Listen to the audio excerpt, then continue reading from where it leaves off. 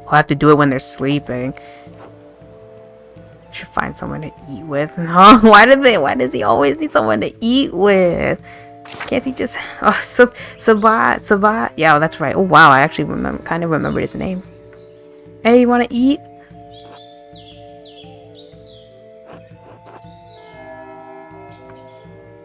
Yeah.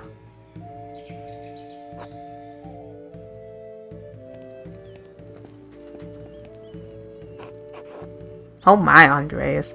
What? Are these all the mothers from Tassing and their children? Well, no, I don't think it's all of them. Helena Pfefferin couldn't make it. It's a long walk up here in her condition. And Hetty said Hans was too big for stories. Stories?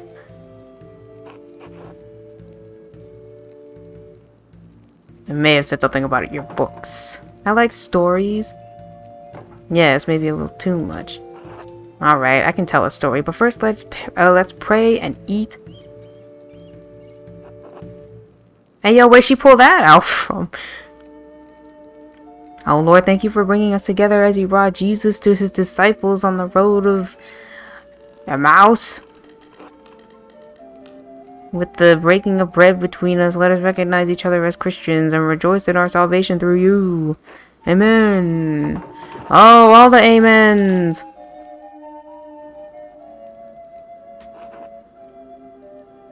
And I thank you and your husband for this bread, Gret. My Ulrich always says that bread brings people together.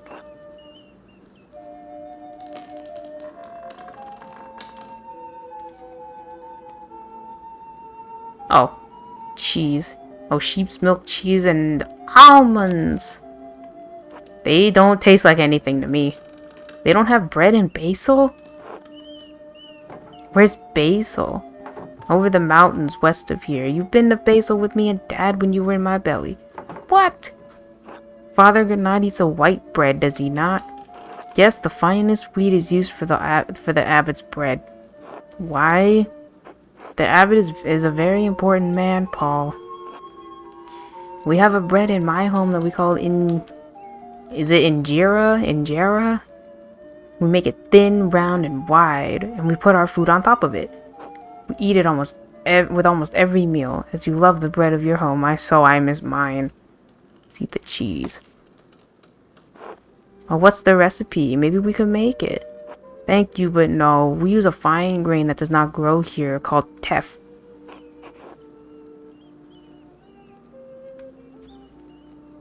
Well, I hope you find ours just as satisfying. Or surely someday you'll go home and... Yeah. I do enjoy it, perhaps too much. I'm becoming too accustomed to life in Rome, even life in these mountains.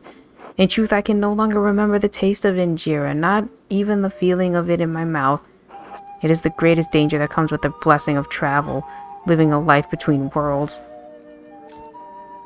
I have been sitting friggin' too long. Ugh. I don't want to talk about bread anymore, it's so boring. Don't be rude, Bert. I did say I would tell a story. Children, have you ever seen a Bible? Father Tom. Yeah, Father Thomas has one. It's huge. My dad has one. It was printed in Bamberg. Very good. This is a Bible from my home that I brought to give to the abbot. Andreas, do you have a favorite story to illustrate from the Bible? Well, not even like Noah's story. I like Noah's story just because of Evan Almighty. And Jacob wrestling with the angel. Elijah and the chariots of fire. I guess Jacob wrestling with the angel. It's a powerful image. It speaks to us as we struggle to comprehend the divine.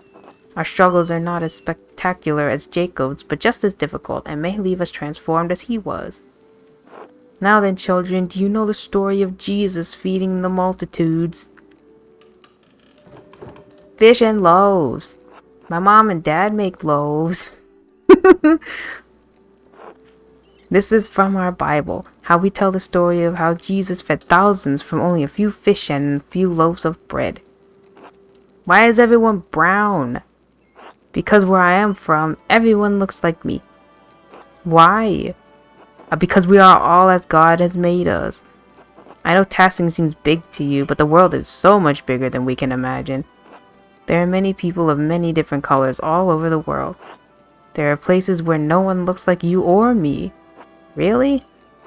I know it's hard to imagine up here in the mountains. We're so far away from the sea. When I was in Basel, it was hard to imagine too. It's hard to picture things we've never seen.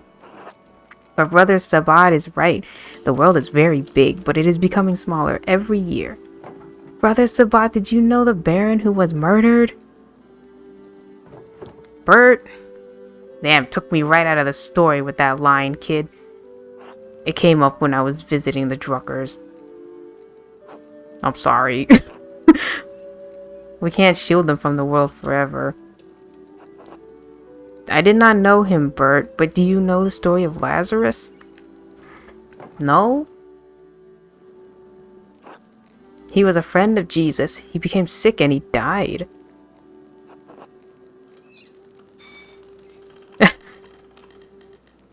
Hat.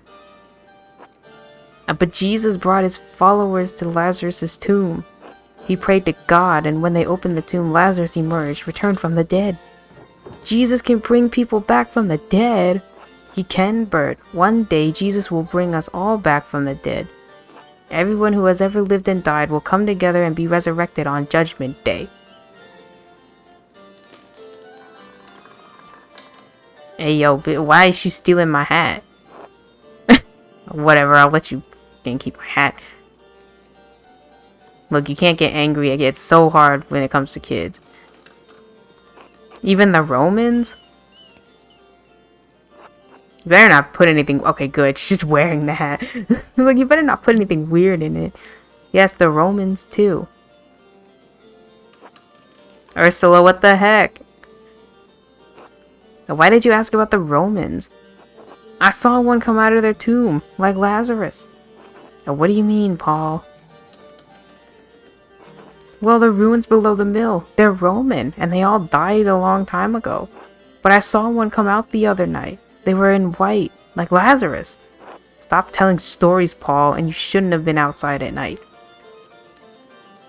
Andreas, what does he mean?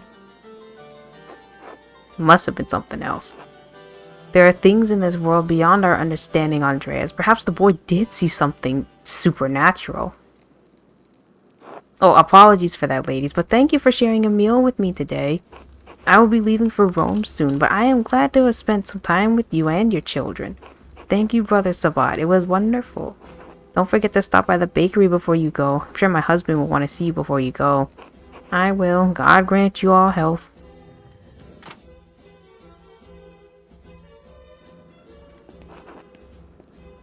It's like I should get some sleep. We'll break in. Let's break in tonight. Where the heck is... Oh, can I go from... Oh, I need to go from the crypt, right? I mean, I just hope I don't get caught. Oh, wait, wasn't it... Where's the crypt? Hold on, isn't there a map? There's a map. Oh, shit. Literally, oh, shit. Oh, shit. Matthew's in the Abbey. Oh, God, if he sees me, I'll get kicked out. Good thing he can't see well. Oh, see, thank God they don't make you actually do them. Does it for you.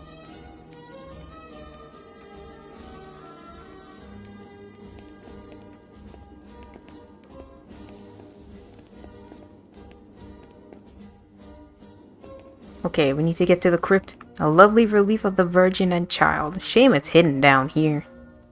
There must be something. He pushed something, right? He pushed... Oh, that was it. Now what? If I go up these stairs, it's going to take a while before I find the... Yeah. I'll lose some time tomorrow morning unless I turn back now. Let's just go. There's some secrets in here. What's this? The Urbis Cambriae. The writer is Cadphallus of Salopia. I don't believe I've heard of him. Interesting. He writes about butcher's broom. The Greeks used it to aid with urination and defecation.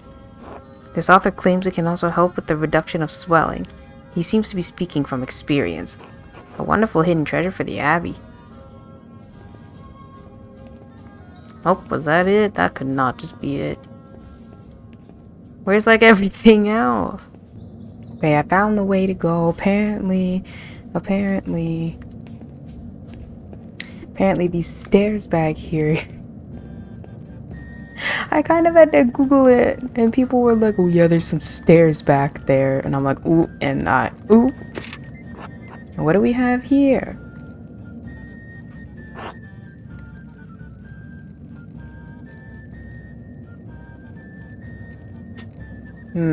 A bifolium from the Mysteria Astra. I've read a number of treatises on astronomy, but I've never heard of this one. Seems rudimentary, explaining the connection between astrological signs and the elements and their basic relationship to alchemy. Each sign is governed by one of the 4 elements. Cancer, Scorpio, and Pisces are the water signs. Capricorn, Taurus, and Virgo are earth signs, and so on. It cuts off there. The next page is about something else entirely. Sister Illuminata must be trying to reconstruct the larger text. Given the dramatically different context of the following page, the choir this bifolium came from must have been assembled improperly. Those 2 pages were interesting enough, I suppose, but quite basic. Wait, that's the connection between the astrological symbols on Ferenc's cipher and the elemental symbols on the Volvel. This must be the text he referenced to create his cipher. Interesting. That would have been much simpler to solve if I'd seen this first. Historia del Labyrintho Liborum. That must be metaphorical. You'd need an extraordinary amount of books to actually build a labyrinth. I say the one thing and then it's like, no, say the other thing. A labyrinth of books. Isn't that basically what a library is? This looks promising. The Familiars of Sisters of Kiersau Abbey. Yes. Oh my god. Mother Catherine was the first to enter records. It looks like almost 50 years ago. Sister Hildegard from the Goldrich family in Ravensburg. Quite wealthy. It looks like she became the prioress after Mother Catherine. Sister Cecilia Adelheid? Well, this is Mother Cecilia's record. Wait, she's from the Wessler? I guess it's supposed to. Is it Wessler or Vessler? Because I know worms, or worms, it looks like worms. They're one of the most powerful families in Augsburg. It looks like her family donates a lot of money to Kiersau every year, more than my family, season 10. Sister Gertrude from Hoff, the herbalist. Yes, her father is an apothecary, that explains it. This note says Sister Matilda left the abbey for several months. Why would she go out to a hermitage? Seems strange that she's the only entry with such a note. The dates, 3 years ago. This was just before Father Matthias died, which means it was around the time Baron Rothvogel visited. This has to be it. Matilda must be the nun the Baron harmed on his last visit. I should talk to Mother Cecilia again, and maybe Sister Matilda as well. I don't know if I'd want to talk to them though about this. This should be interesting. Sister Illuminata, named Angeline from the Capocci family in Perugia. It looks like they have some connection to Kiersau through an old abbot, Rudolph. Her family donates money to the abbey every year as well. Sophie from Burgitz. Her family is poor, but they donated flour. I think that's a J, but how are you supposed to... Is the J silent? Lisbeth Oblate. She's from Utrecht. Looks like she had an eventful life before coming here. Married with a child. Both died.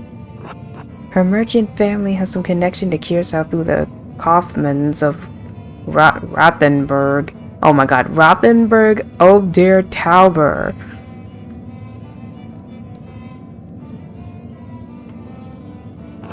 Sister Margaret. Oh, the blind girl who assists Gertrude. She went blind because of failed surgery on her cataracts. Damn, they had cataract surgery back then? No, I would not. Oh my god. Wealthy peasant family. They donated wool and a pasture in Krimmel? Okay. Well, I guess that's all I'm getting from this. Can I go down? Can I go down the stairs? There you go.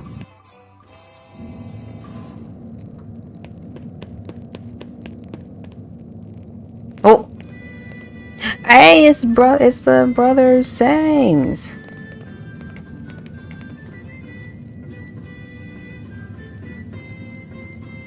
Oh! Okay! Alright! What in the... Okay! Y'all do you!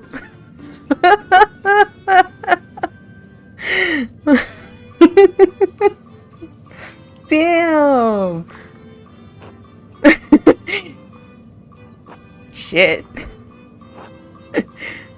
Should I wait for them to finish whatever they're doing? Or should I run for the stairs?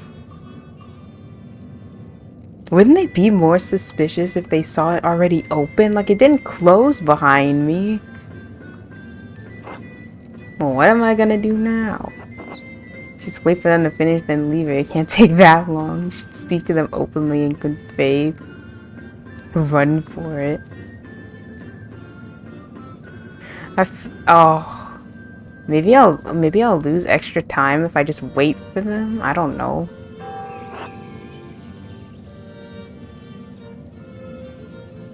Yeah, I don't want to.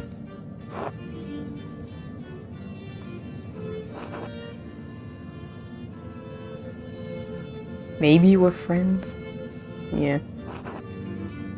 Okay, I probably should run for it, shouldn't I?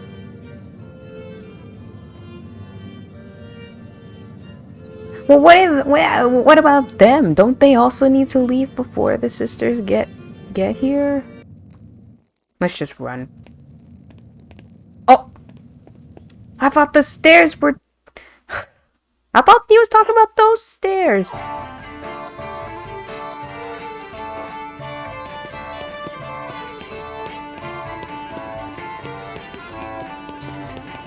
Exactly!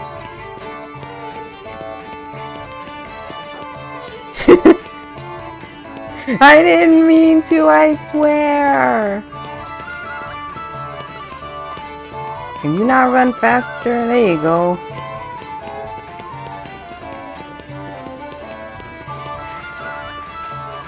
Oh, fuck! I missed the exit. So where the heck are we running to? Oh.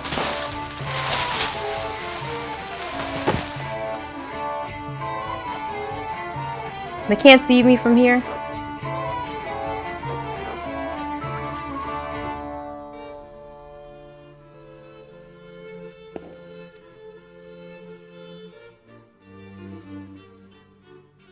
Okay, maybe I should have waited for them to finish whatever they were gonna do.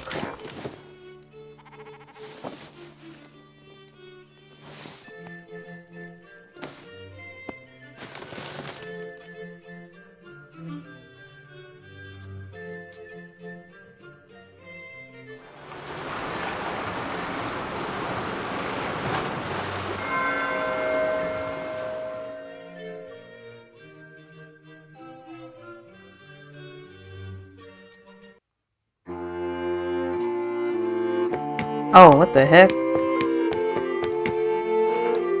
Andreas, when are you coming home? Dad, I'll be home soon.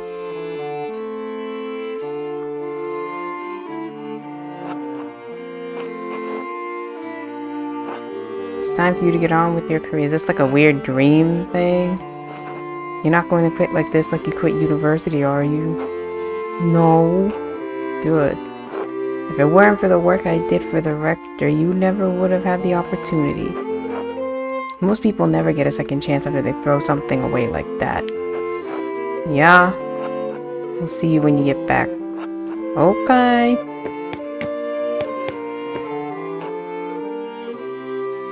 Oh, it's you. I only have the picture of you, the one my brother Daniel made. I really don't have any idea what you're like.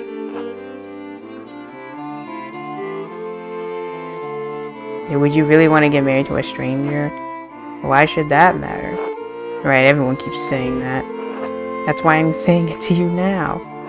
Because I'm saying it to myself. Exactly. I'll see you soon, for real. I suppose that's true. Until then...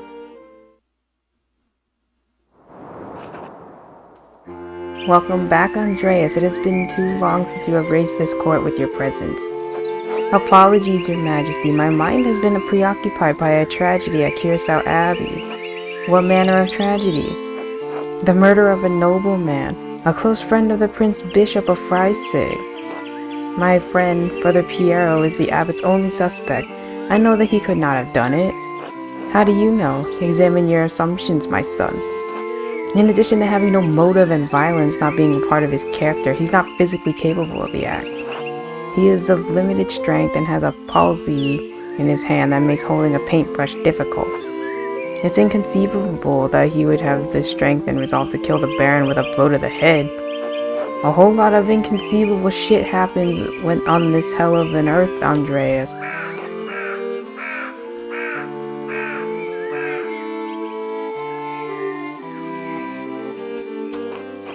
So what do you intend to do about it? When I'm brought before the Archdeacon, I'll tell him what I know about other people who had motives to kill the Baron. I have to believe he'll see there are much more likely suspects than Piero. Why have you taken this task upon yourself? I guess I want to help my friend. Your love for and devotion to him speak well of your character. A man who is humble before his elders honors also his gods.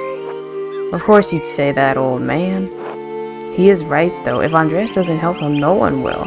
Exactly. I understand why the brothers and sisters cannot act against the abbot, but I must do something. Why does that shift for brains abbot care about the death of a useless fart like Lorenz von Vogel anyway?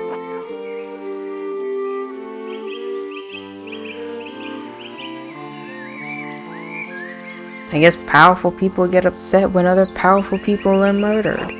Oh no, the Abbey. Who gives a damn about those, hypocritical assholes? In any case, Andreas' ability to prevent Piero's death depends on the judgment of the Archdeacon. Wise or foolish, corrupt or just, the Archdeacon will be the first and possibly final arbiter of Piero's guilt. Andreas must win the Archdeacon to his side using the tools favored by men such as him. Reason? When's the last time you met a man who was truly ruled by reason? Wisdom? Wisdom can be shared, but the audience may not comprehend it. Authority? Despite your talent, you are merely an artist. He has been invested with power by the Prince Bishop of Freisig. You have no authority with him. Honesty? You must be honest in all things, Andreas, but many are not willing to accept the truth. And the cost of honesty can be high. If reason, wisdom, authority, and honesty cannot triumph, what am I left with? Hope? Lies? Truth? Above all, faith in providence. Well, what do you plan to tell the Archdeacon, Andreas? There were other people in Curacao and Tassin who had motives to kill the Baron. The widow Kempern despised Lorenz for maiming her late husband. Maimed how? The Baron beat him savagely following an argument about trespassing on the Kemper's farm. His injuries were so severe that they never truly healed and he needed a cane to walk. He died less than a year ago. Otilia is certain it's because of the wounds he received that day. Why did the two quarrel? My understanding is that it was simply an argument about trespass that got out of hand. And now I suppose that she will lose their home. My apologies. His home. For what reason should an aged widow not live out her remaining days in peace? She should, but she won't. She didn't squeeze out any little Kempers for old Vanning, so away the house goes. Yes, because women must fight to own property. We exist on the sufferance of men. I guess she has a motive. The injustice of a law is not immaterial to those who suffer at the expense of it. A good man does not sit idly by while injustice flourishes around it. What the hell is a half-trained artist with a half-university degree going to do against the might of the Holy Roman Empire? Idiots. You have established a motive for the widow, Andreas, but there is another matter that requires inquiry. While women and men are equal in most natures, women are weaker in strength. How could a woman of Ottilia's age overpower a healthy man like the Baron? I wondered that myself. Have you found anything that she could have used to kill him? Yeah, her husband's cane. The head is missing. It seems to have broken off.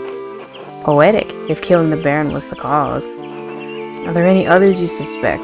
Prior Ferenc feared the Baron would report his occult interest to inquisitors. How so? Prior Ferenc and the Baron shared a fascination with the occult texts. The Baron was pressuring the Prior into performing a ritual for him while he was visiting Kiersau. When Ferenc refused, the Baron threatened to turn him into the Inquisition. How did you come by this knowledge? I found written evidence, a letter from Ferenc to the Baron in which he discusses all of these matters. It's a dangerous thing, a monk dabbling in the occult. His very soul could be in danger. Forget the soul, he could have been defrocked, excommunicated, even killed. All for a little curiosity. Better to stay stupid and ignorant, that's what I say. We're well aware. Yeah, the lust for knowledge can be as dangerous as any. True, perhaps Prior Ferenc believed his faith would defend him against the temptations of such knowledge. Even so, simply seeking out, acquiring, and reading those books would open him to suspicion from the Inquisition. I also found a cipher that the Prior had left on his desk in the scriptorium. When I deciphered it, the message pointed me to a freshly disturbed grave in the cemetery. And what did you find? Occult tools that Ferenc had hidden. Why hide them, and why leave the note? I suspect he hid them in case the Baron made good on his threat to summon Inquisitors to Kiersau. The note was likely left for his fellow occult enthusiasts back in Hungary in case he was taken away. The book was borrowed from the University of Pex. Prior Ferenc feared loss of his status, his life, and even God's grace. Men have killed for less. How might the Prior have accomplished the deed? He may have killed the Baron with a silver rod. The Prior uses it in performing his rituals, and there are traces of blood on it. If that was the weapon, it has a certain dramatic propriety, at least. It will be a challenge to condemn a Prior for murder, but if that is where the evidence leads, the Archdeacon should see the wisdom in it. Are there any others? I found no others. I only finished like 2 of these storylines. I mean, as bad as this sounds, like I'd rather accuse Ottilia of doing it, even though I know she probably didn't do it, just so we don't have like a bad relationship with the Abbey and the Abbot. I pray to God we have granted you the insight you need to face the coming challenge. Thank you, Your Majesty. I'm prepared to meet the day. And also, you know, she kind of was disliked by like everybody. Not that that's like a reason to kill anybody, but like damage control. Damage control.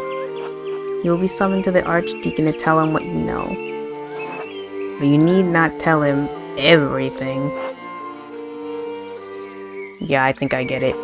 There is a place for a noble lie. This is not one of them. Why? The Baron is dead.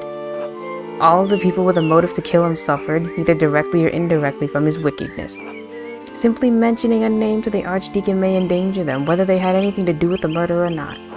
Right. No point throwing everyone waist deep into shit. I protest any attempt at deception, but you must ultimately follow your own conscience, and Andreas. Little time remains before you must stand before the Archdeacon. Use it wisely. Okay. Until we meet again, Andreas, God be with you, and also with you. I still don't understand what this is. Like, he actually goes somewhere? Or is this like a dream thing that helps him, like, get his thoughts in order?